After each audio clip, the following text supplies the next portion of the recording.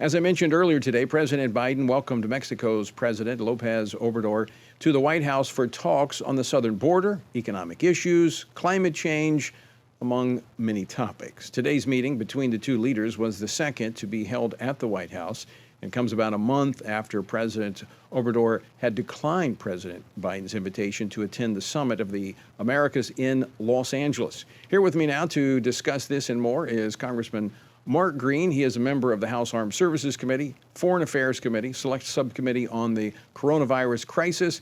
He's a member of the House Freedom Caucus and the GOP Doctors Caucus. He represents the 7th Congressional District of Tennessee.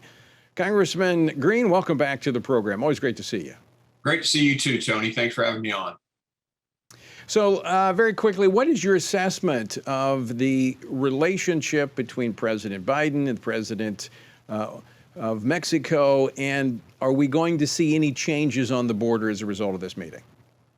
Well, I don't think there'll be any changes on the border because our president is committed to an open border, a fully open border. So the things that concern you and I and most Americans, the fentanyl, the huge surge of people, it's just not gonna stop.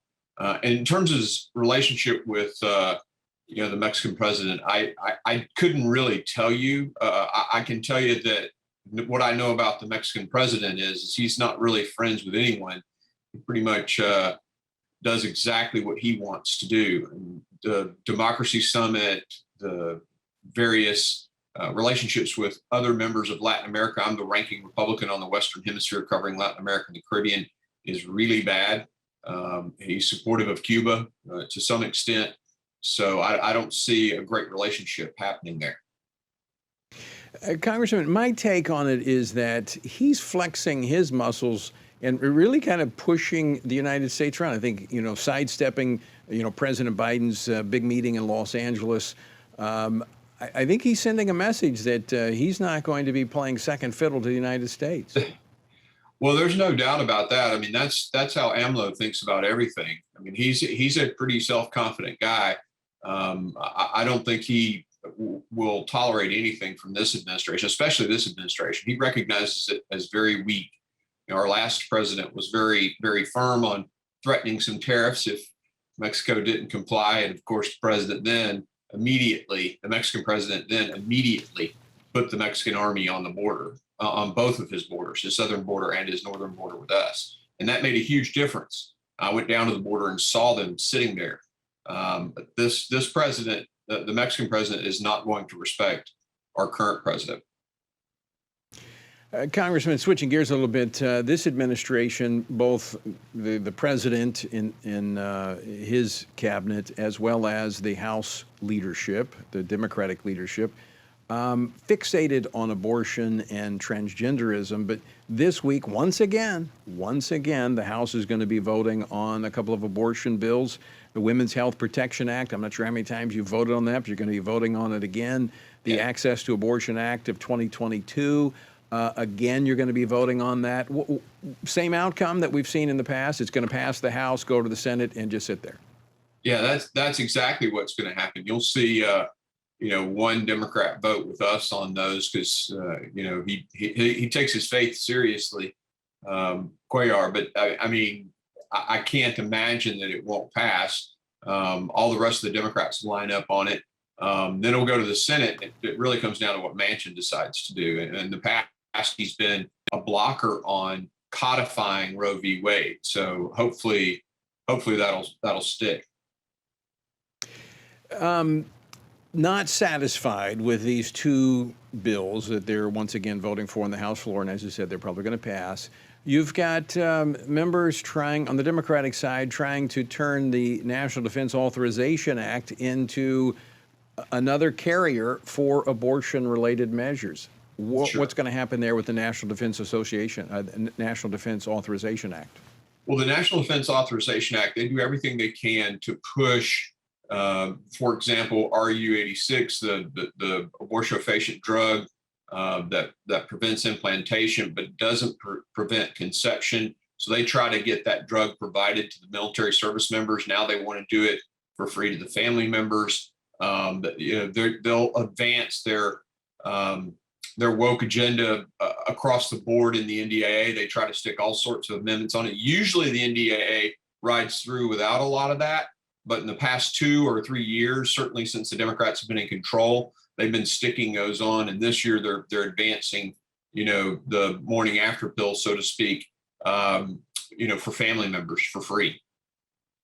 And of course, this is a must-pass piece of legislation. It's a piece that passes every year, so they know that if they can get this on there, it's likely to become law.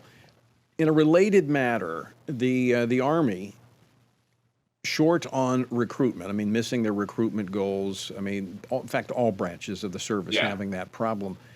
But yet they're moving to push out members who refuse to get what we now know is an ineffective COVID vaccine or shot. And in fact, the Army has decided to cut off pay and benefits to more than 62,000 service members in the National Guard units across the country because they did not get the COVID jab. You're actually taking action on that.